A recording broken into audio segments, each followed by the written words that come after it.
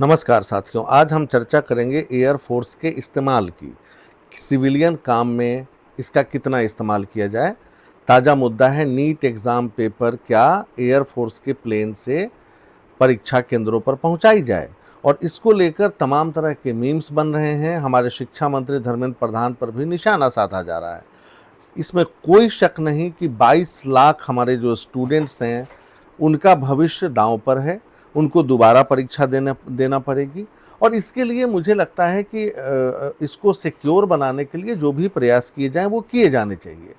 और जब बात आती है एयरफोर्स की, तो नो डाउट आज की तारीख में न्यायपालिका और सेना, उस पर हमारा ऐसा अटूट विश्वास है कि शायद यही सोचकर धर्मेंद्र प्रधान ने भी कहा होगा कि चलो एयरफोर्स से अगर हम पहुंचवाते हैं तो कहीं भी रास्ते में पेपर लीक की संभावना नहीं होगी। अब सवाल यह है कि सिक्योरिटी का जब सवाल आता है तो चाहे वो नेता की सिक्योरिटी हो या क्वेश्चन पेपर की सिक्योरिटी, मैं तो मानता हूं दोनों एक है। और यहाँ क्वेश्चन पेपर की सिक्योरिटी तो मुझे लगता है कि 22 लाख बच्चों से जुड़ा हुआ है, और नेता की सिक्योरिटी तो एक नेता की होती है। इसी संदर्भ में हम आज आपसे साझा करेंगे कि एयरफोर्स के प्लेन का इस्तेमाल कैसे सबसे पहले जवाहरलाल नेहरू ने अपने लिए शुरू किया, यानी अपने काम के लिए, और बाद में वो परिपाटी चलती रही। बीच में कई तरह के आयोग भी बने, उन्होंने अपनी अनुशंसा भी की, लेकिन प्रधानमंत्री जो देश के होते हैं वो, चाहे वो चुनाव प्रचार हो या कोई और काम हो, एयरफोर्स के प्लेन का इस्तेमाल करते हैं। इसलिए मुझे लगता है कि इस नीट वाले प्रकरण में ज़्यादा हो हल्ला या मीम्स नहीं बनाए जाने चाहिए। ठीक है, सरकार एक तरीके से हम कह सकते हैं गलती मान रही है, उसको नहीं सूझ रहा है कि और क्या विकल्प हो सकते हैं एयरफोर्स के अलावा, तो उन्होंने एयरफोर्स की बात कही। अब जब आप देखिए कि नेहरू जी ने क्या हुआ क्या था कि उस समय पहला चुनाव देश में चल रहा था। 1951 की बात है। अक्टूबर से दिसंबर, फिर 1952 के फरवरी, यानी 6 महीने उस चुनाव में लगे थे। उस समय जवाहरलाल नेहरू नो डाउट कांग्रेस के सबसे लोकप्रिय नेता थे। उन्हें पूरे देश में चुनाव प्रचार करना था, तो माना गया कि उनके लिए प्लेन जरूरी है। अब सरकारी और गैर सरकारी स्तर पर यह सवाल उठा कि चुनाव प्रचार के लिए नेहरू जी सरकारी विमान का इस्तेमाल करें या न करें। इस पर काफ़ी माथापच्ची हुई, क्योंकि तब तक राजनीति में लोकलाज मरी नहीं थी, लेकिन इस संबंध में कोई पहले से नियम भी नहीं था। लिहाजा ऐसा भी नहीं था कि चलो सीधा ऑर्डर किया पीएम ने और एयरफोर्स का प्लेन लेके उड़ गए।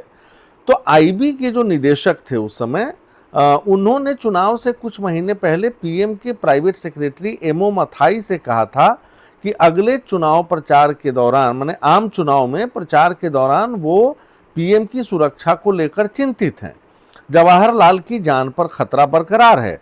ऐसा इसलिए कि 3 साल पहले ही महात्मा गांधी की हत्या हुई थी। तो निदेशक ने कहा कि हमें चिंता होगी अगर पीएम कॉमर्शियल फ्लाइट से यात्रा करें। तो आईबी डायरेक्टर चाहते थे कि सरकार ऐसी कोई व्यवस्था कर दे ताकि भुगतान के एवज में पीएम एयरफोर्स के प्लेन का इस्तेमाल कर सके। फिर क्या हुआ, मथाई ने ये बात कैबिनेट सचिव एनआर पिल्लई से बताई। फिर दोनों लोगों ने बात की कि इसका समाधान कैसे निकला जाए, पीएम की सिक्योरिटी का सवाल है। तो पिल्लई ने सलाह दी कि इस मुद्दे पर विचार के लिए एक हाई लेवल कमेटी बना दी जाए, और यही हुआ। कैबिनेट सेक्रेटरी की अगुवाई में 3 सदस्यीय समिति बना दी गई। कैबिनेट सचिव उसके अध्यक्ष बने, रक्षा सचिव को समिति का सदस्य बनाया गया, और आईसीएस अधिकारी तारलोक सिंह वो मेंबर सेक्रेटरी बनाए गए इस समिति के। इस समिति ने अपनी रिपोर्ट में कहा कि पीएम किसी गैर सरकारी काम से भी कहीं जाते हैं तो पीएम के पद से मुक्त नहीं होते, लिहाजा वो पीएम ही होते हैं, और उस दौरान रात में सुबह सरकारी काम तो करेंगे, इसलिए वो जाएं। हाँ, उनको प्लेन के इस्तेमाल के लिए भाड़ा देना होगा। भाड़ा वही होगा जो किसी कॉमर्शियल फ्लाइट में जाते हों। साथ ही ये व्यवस्था दी गई कि उनके साथ जाने वाले जो प्राइवेट नेता, मतलब निजी नेता हैं, मतलब जो जैसे पार्टी के दूसरे नेता हो गए, उनको भी भाड़ा देना होगा, लेकिन जो सरकारी अधिकारी जाएंगे उनको भाड़ा नहीं देना होगा।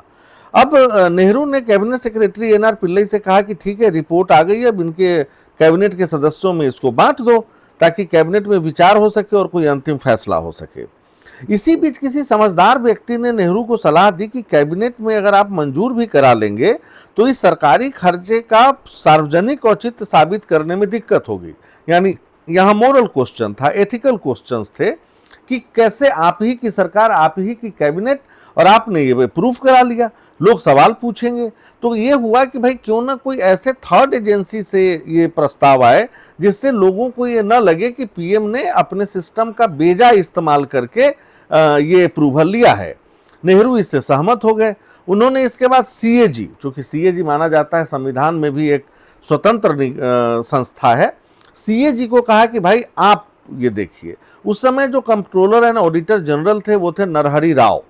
उन्होंने कागजों पर गौर किया, पीएम सचिवालय को बताया कि देश की स्थिति अभी असामान्य है, पीएम की सुरक्षा का ध्यान रखना जरूरी है, इसलिए उन्होंने उस आधार पर अपना नोट तैयार किया और कहा कि मेरी नज़र में इस आधार पर वायुसेना के विमान के उपयोग की सलाह दी जा सकती है। नरहरि राव ने ये कैबिनेट सेक्रेटरी को सिफारिश की और उनको एक लेटर दे दिया, लेकिन उन्होंने एक शर्त लगा दी। उन्होंने फाइल में लिखा कि यह सहूलियत सिर्फ जवाहरलाल नेहरू के लिए दी जा रही है, किसी अगले पीएम के लिए ये उदाहरण नहीं बनेगा। सीएजी की इस रिपोर्ट को कैबिनेट के सदस्यों के बीच वितरित कर दिया गया। कैबिनेट ने इसे मंजूर भी कर लिया। ऑडिटर जनरल के नोट के बाद में इसको प्रेस में भी दे दिया गया। और उस समय ध्यान रहे कि 1951 की बात है, उस समय एयरफोर्स के पास कोई बड़े प्लेन नहीं थे, सिर्फ डकोटा विमान थे।